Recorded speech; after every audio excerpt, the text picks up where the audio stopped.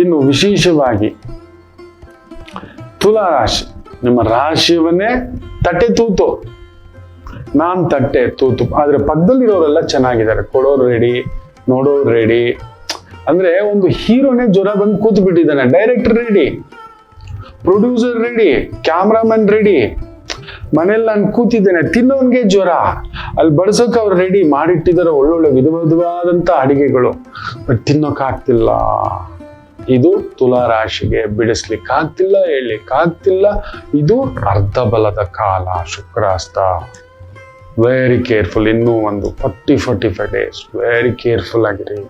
ದುಡುಕ್ಬೇಡಿ. ಮನೆಯಲ್ಲಿ ಶುಭ ಕಾರ್ಯಗಳು ಅಶುಭ ಆಗ್ತಕ್ಕಂಥದ್ದು, ಮನೆಯಲ್ಲಿ ದೊಡ್ಡವ್ರಿಗೆ ಏನಾದರೂ ಒಂದು ಸಮಸ್ಯೆಗಳಾಗೋದು, ಆರೋಗ್ಯದಲ್ಲಿ ಸಮಸ್ಯೆ ಆಗೋದು, ಮಕ್ಕಳ ವಿಚಾರದಲ್ಲಿ ತಿನ್ನೋದು, ನಿಮಗೂ ಕೂಡ ಅಧಿಕಾರ ಪತನ ಆಗತಕ್ಕಂಥ ಒಂದು ಯೋಗ. ದೊಡ್ಡ ಅಧಿಕಾರದಲ್ಲಿದ್ರೆ ಅರೆಸ್ಟ್ ಆಗೋದು, ಅವಮಾನ ಆಗೋದು, ಗುರುಹಸ್ತ,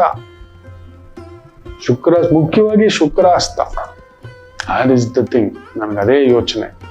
ವೆರಿ ಕೇರ್ಫುಲ್. ಲಕ್ಷ್ಮೀ ಪೂಜೆ, ಲಕ್ಷ್ಮೀ ನರಸಿಂಹ ಪೂಜೆ, ದುರ್ಗಾ ಹೋಮ, ಅದಕ್ಕೆ ಚಂಡಿಕಾ ಹೋಮ, ಇಂಥ ಒಂದು ಹೋಮಗಳು ನಡೀತಿರೋದೇ ಅದಕ್ಕೆ ತಮ್ಮಂಥವರಿಗೋಸ್ಕರವೇ ಮಾಡಿಸ್ತಿರೋದು, ನಮಗಲ್ಲ.